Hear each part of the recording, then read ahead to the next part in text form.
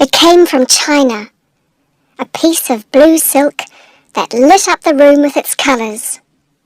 The peacocks with their shining silvery tails, the blue lakes and the white waterfalls, the cloudy mountains and the dark blue trees. It was too lovely to wear, too beautiful to cut with scissors. All through the long years of a marriage, the silk had stayed safely in its box, waiting, but not forgotten. And now the time had come.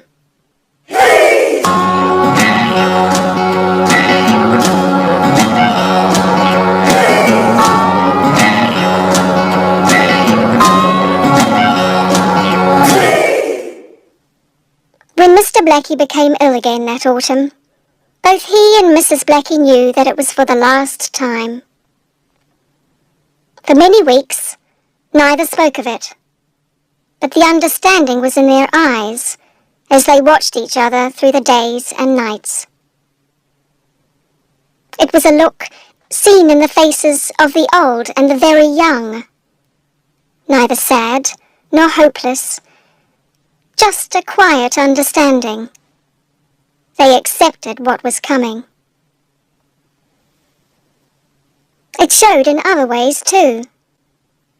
There were no more cross words from Mrs. Blackie about her lazy old husband. Instead, she took care of him day and night. She managed their money carefully to buy him his favourite foods. She let the district nurse visit him, but no more than twice a week. Mr. Blackie went to his bed and stayed there quietly. He had never talked much about the past, but now he spoke a lot about their earlier days. Sometimes, to Mrs. Blackie's surprise, he remembered things that she'd forgotten. He talked very little about the present, and never in those weeks about the future. Then, on the first icy morning of the winter, while Mrs. Blackie was filling his hot water bottle, he sat up in bed to see out the window. He could see a row of houses outside, with ice on the grass in front of them, like a white carpet. "The ground will be hard," he said at last. "Hard as a rock." Mrs. Blackie looked up quickly. "Not yet," she said. "Soon, I think." He smiled, but she knew he was saying sorry to her. She put the hot water bottle into its cover. "Lie down, or you'll catch cold," she said. He lay back against the pillow, but as she moved about him, putting the hot water bottle at his feet, he stared at the shapes of ice on the window. "Amy, you'll get a double plot, won't you?" he said. "I won't rest easy if I think that one day you're going to sleep by someone else." "What a thing to say!" The corners of her mouth moved suddenly. "You know very well I won't do that." "It was your idea to buy single beds," he said crossly. "Oh, Herb." She looked at the window, away again. "We'll have a double plot." For a second or two she waited by his bed. Then she sat down beside his feet, with one hand resting on top of the other. This was the way that she always sat when she had something important to say. "You know, I've been thinking on and off about the silk." "The silk?" He turned his head towards her. "I want to use it for your laying out pyjamas."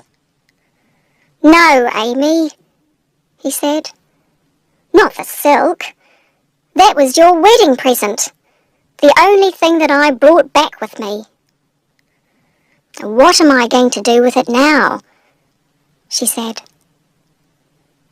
When he didn't answer, she got up, opened the cupboard door, and took down the wooden box. "All these years we've kept it. We should use it sometime." "Not on me," he said. "I've been thinking about your pyjamas." She fitted a key into the lock on the box. "It'll be just right." "It'll be a right mistake, I think," he said. But he could not keep the excitement out of his voice. He watched her hands as she opened the box and pulled back the sheets of thin white paper. Below them lay the blue of the silk. They were both silent as she took it out and put it on the bed. "Makes the whole room look different, doesn't it?" he said. "I nearly forgot it looked like this." His hands moved with difficulty across the bed cover. Gently, she picked up the blue silk and let it fall in a river over his fingers. "Ah," he sighed, bringing it close to his eyes. "All the way from China." He smiled. "I kept it on me all the time. You know that, Amy? There were people on that ship who wanted to steal that silk, but I kept it pinned round my middle." "You told me," she said. He held the silk against his face. "It's the birds that you notice," he said. "At first," said Mrs. Blackie. She ran her finger over one of the peacocks that marched across the land of silk.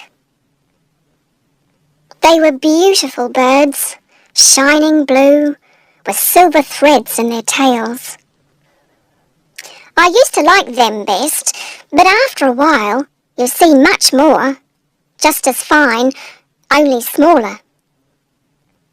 She pushed her glasses higher up her nose and looked closely at the silk, her eyes following her finger.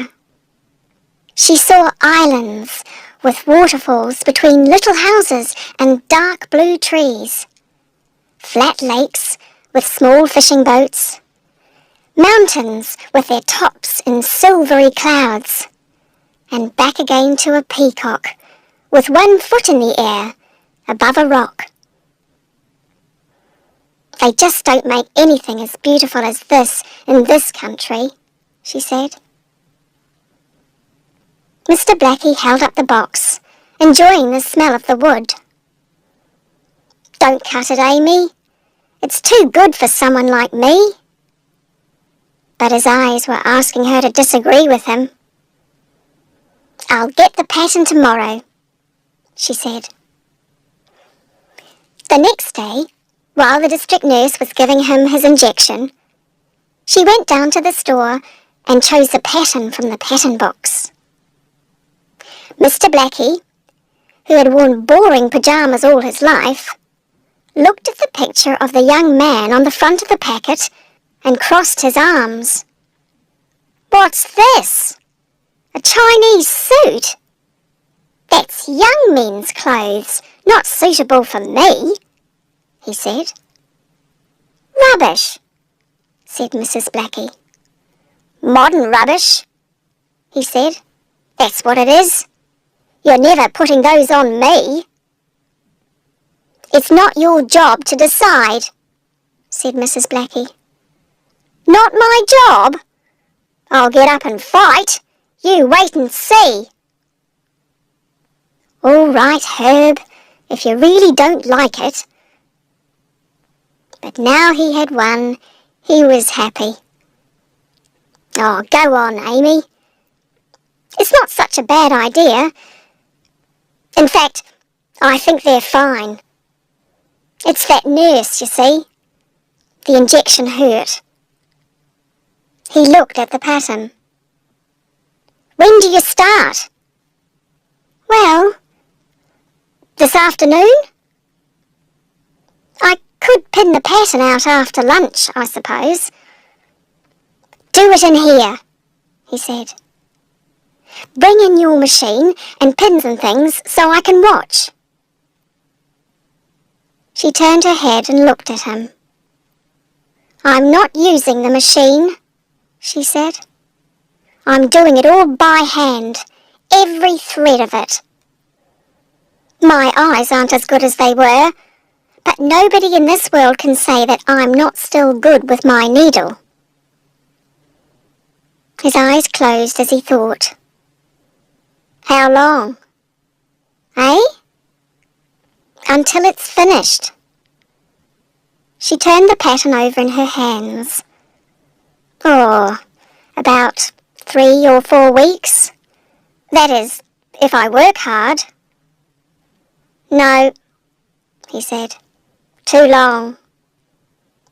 Oh, Herb, you want me to do a good job, don't you? She said. Amy. He shook his head on the pillow. I can use the machine for some of it, she said in a quieter voice. How long? A week, she whispered. Although the doctor had told him to lie flat in bed, he made her give him another pillow that afternoon. She took the pillow from her own bed, shook it, and put it behind his neck. Then she measured his body, legs, and arms. I'll have to make them a bit smaller, she said, writing down big black numbers. Mr. Blackie was waiting, his eyes wide. He looked brighter, she thought, than he had for weeks. As she arranged the silk on her bed and started pinning the first of the pattern pieces, he described the journey home by boat, the stop at Hong Kong, and the man who had sold him the silk. Most of it was rubbish, he said. This was the only good thing that he had, and I still paid too much for it. You got to argue with these people, they told me. But there were others who wanted that silk, and I had to buy it, or lose it. He looked at her hands. What are you doing now? You just put that bit down. It wasn't right, she said, through lips closed on pins. It needs to be in just the right place. I have to join a tree to a tree, not to the middle of a waterfall. She lifted the pattern pieces many times before everything was right. Then it was evening, and Mr. Blackie could talk no more. He lay back on his pillows, his eyes red from tiredness. Go to sleep, she said. Enough's enough for one day. I want you to cut it out first, he said. Let's leave it until the morning, she said. And they both knew that she did not want to put the scissors to the silk. Tonight, he said. I'll make the tea first. After, he said. She picked up the scissors and held them for a moment. Then together they felt the pain as the scissors closed cleanly in that first cut. The silk would never again be the same. They were changing it, arranging the pattern of some 50 years to make something new and different. When she had cut out the first piece, she held it up, still pinned to the paper, and said, "The back of the top." Then she put it down and went on as quickly as she could, because she knew that he would not rest until she had finished. One by one, the pieces left the body of silk. Each time the scissors moved, mountains fell in half. Peacocks were cut from head to tail. In the end, there was nothing on the bed but a few shining threads. Mrs. Blackie picked them up and put them back in the wooden box. Then she took her pillow from Mr. Blackie's bed and made him comfortable before she went into the kitchen to make the tea. He was very tired the next morning, but refused to sleep while she was working with the silk. From time to time, she thought of a reason to leave the room. He slept then, but never for long. After no more than half an hour, he would call. She would find him awake, waiting for her to start again. And that day and the next, she did all the machine work. It was a long, boring job, because first she sewed all the pieces in place by hand. Mr. Blackie silently watched every move she made. Sometimes she saw him studying the silk, and on his face was a look that she remembered. It was the way that he had looked at her when they were young lovers. That hurt a little. He didn't care about the silk more than he cared about her, she knew that. But he saw something in it that she didn't. She never asked him what it was. Someone of her age did not question these things or ask for explanations. She just went on with the work, thinking only of the sewing and the silk.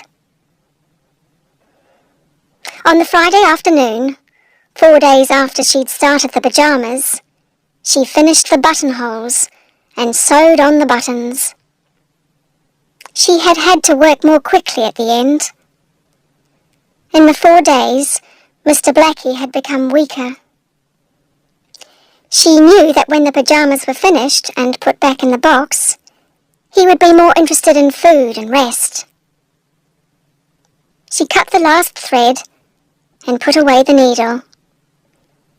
"That's it, Herb," she said, showing him her work. He tried to lift his head. "Bring them over here," he said. "Well, what do you think?" As she brought the pyjamas closer, he saw them clearly and he smiled. "Try them on?" he said. She shook her head. "I measured you carefully," she said. "They'll fit." "We should make sure," he said. Why didn't she want him to try them on? She couldn't find a reason. "All right," she said, turning on the heater, "just to make sure the buttons are right." She took off his thick pyjamas and put on the silk. She stepped back to look at him. "Well, I have to say that's a fine job. I could move the top button a little bit, but really they fit beautifully." He smiled at her. "Light, aren't they?" He looked all down his body and moved his toes. "All the way from China. I kept it with me day and night. Know that, Amy?" "Do you like them?" He tried not to look too pleased. "All right. A little bit small." "They are not, and you know it," Mrs. Blackie said crossly. "It wouldn't hurt to say thank you. Here, put your hands down and I'll change you before you get cold." He crossed his arms. "You did a really good job, Amy. Think I'll keep them on for a bit." "No." She picked up his thick pyjamas. "Why not?" "Because you can't," she said. It's not the right thing to do. And the nurse will be here soon." "Oh, you and your ideas." He was too weak to stop her. But as she changed him, he still could not take his eyes away from the silk. "Wonder who made it," She didn't answer. But a picture came to her of a Chinese woman sitting at a machine making silk. She was dressed in beautiful Eastern clothes, and although she had Eastern eyes, she looked like Mrs. Blackie. "Do you think there are places like that?"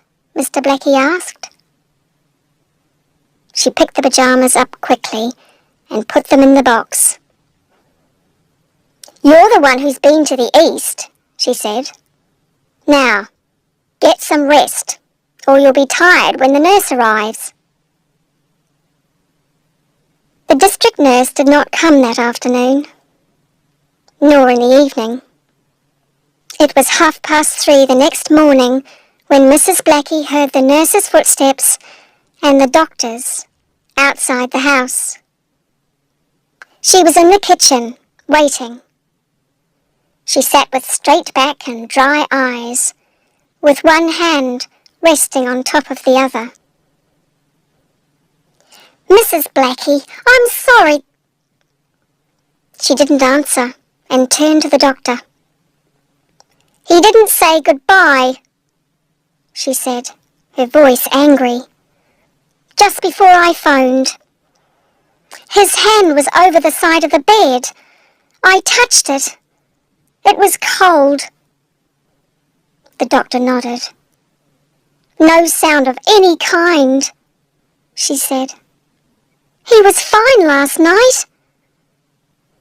Again the doctor nodded. He put his hand on her shoulder for a moment, then went into the bedroom.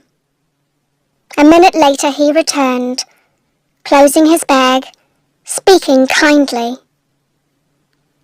Mrs. Blackie sat still, hearing words.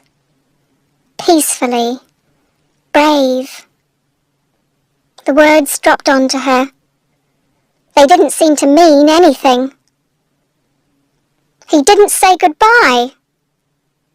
She shook her head. "Not a word." "But look, Mrs. Blackie," the nurse said gently. "It was going to happen. You know that. He was—" I know." She turned away crossly. Why didn't they understand? "I just wanted him to say goodbye. That's all." The doctor offered her something to help her sleep, but she pushed it away. And she refused the cup of tea that the district nurse put in front of her. When they picked up their bags and went towards the bedroom, she followed them. "In a few minutes," the doctor said, "if you'll leave us."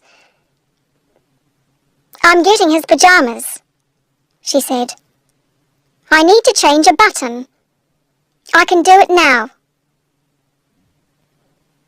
When she entered the room, she looked at Mr. Blackie's bed and saw that the doctor had pulled up the sheet. Quickly, she lifted the wooden box, took a needle, thread, scissors, her glasses, and went back to the kitchen. Through the door, she heard the nurse's voice. Poor old thing. And she knew that they were not talking about her. She sat down at the table to thread the needle. Her eyes were clear, but for a long time her hands refused to obey her. At last, her needle and thread ready, she opened the wooden box. The beauty of the silk always surprised her. As she arranged the pyjamas on the table, she was filled with a strong, warm feeling, the first good feeling that she had had that morning. The silk was real. The light above the table filled everything with life. Trees moved above the water, peacocks danced with white fire in their tails, and the little bridges. Mrs. Blackie took off her glasses, cleaned them, put them on again. She sat down and touched one bridge with her finger, then another, and another. She turned over the pyjama coat and looked carefully at the back. It was there, on every bridge. Something she hadn't noticed before. She got up and fetched her magnifying glass. As the bridge and the pattern on the silk grew, the little group of threads, which had been no bigger than a grain of rice, became a man. Mrs. Blackie forgot about the button and the quiet voices in the bedroom. She brought the magnifying glass nearer her eyes.